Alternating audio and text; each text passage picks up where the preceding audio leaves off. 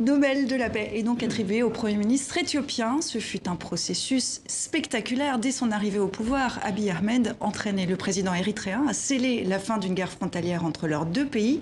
L'accord de paix était signé le 9 juillet 2018. C'est l'homme d'une réconciliation que l'on croyait impossible. Juillet 2018. Quelques semaines à peine après son arrivée au pouvoir, Abiy Ahmed, ici en costume bleu, se rend en Érythrée. L'image est historique. L'état de guerre est terminé. Entre les deux pays, le conflit durait pourtant depuis des décennies. L'Érythrée, annexée par l'Éthiopie en 1962, s'est battue pour son indépendance, qu'elle obtient en 1993. Mais les deux pays restent en guerre. Abiy Ahmed n'a donc pas hésité à tendre la main à son frère ennemi. À propos du conflit avec l'Érythrée qui dure depuis des années, nous voulons y mettre fin. Pour le bien commun de nos deux nations et pas seulement pour notre propre intérêt. Pour nos deux nations qui ont des liens du sang. Nous sommes prêts à régler nos différends par la discussion. Nous invitons le gouvernement érythréen à faire preuve des mêmes sentiments. Quelques semaines après cette déclaration, les deux dirigeants surprennent le monde en signant cet accord. Homme de dialogue, le Premier ministre éthiopien a aussi entrepris d'importantes réformes dans son pays. Après des décennies de dictature, des opposants politiques sont libérés, des partis d'opposition autorisés. Mais il n'a pas réussi à stopper les tensions interethniques qui déchirent son pays. Est-ce que c'est un bon prix Nobel de la paix, Yann ?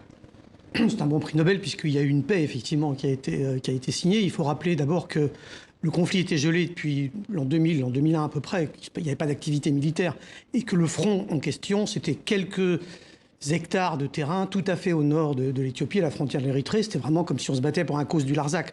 Or, ça a été la dernière guerre de front, frontale, avec des vrais fronts, des tranchées du XXe siècle. Mais ce qui est significatif dans cette affaire-là, c'est que le prix Nobel est donné simplement à l'un des deux signataires de la paix. Or, ils étaient bien deux.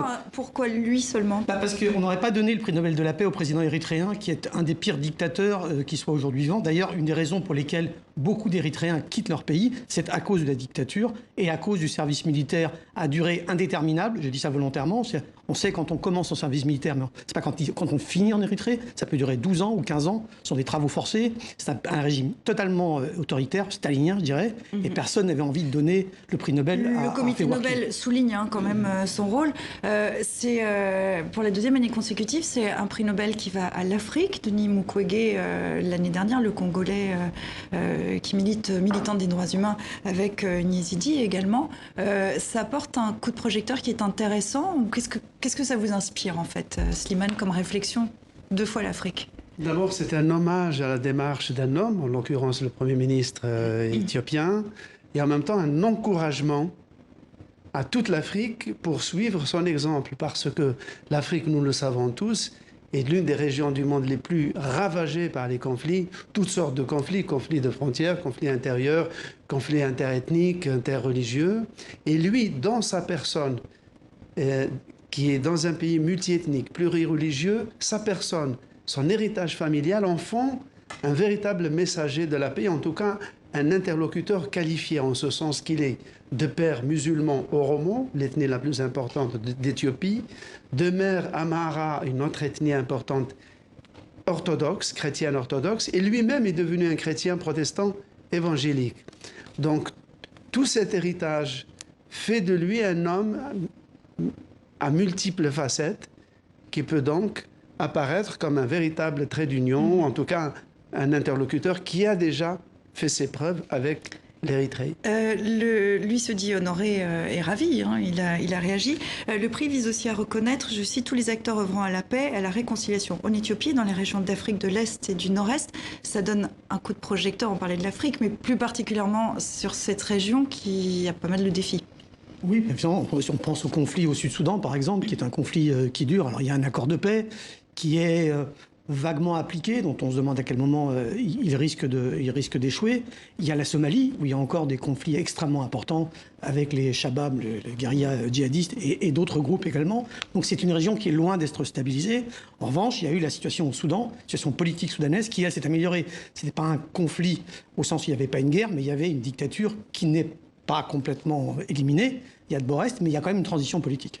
Un mot pour conclure, Agnès. Je pense que ce qui est intéressant aussi, c'est qu'on voit que cette région de la Corne de l'Afrique aujourd'hui est une région qui suscite beaucoup d'intérêt de la part de beaucoup d'acteurs régionaux et internationaux. Et c'est vrai que vous parliez de coup de projecteur. Et là, je pense que ça permet aussi ce coup de projecteur sur cette région qui est vraiment une région qui intéresse beaucoup d'acteurs et qui est l'objet de beaucoup de convoitises. Et donc, on verra effectivement comment l'Éthiopie peut évoluer dans ce contexte-là et qu'est-ce que ça peut susciter comme convoitise supplémentaire par rapport à ce qui existe. Et c'est au centre médiatique. Aujourd'hui, le prix Nobel sera officiellement décerné le 10 décembre, jour de l'anniversaire de la mort du père de la dynamite.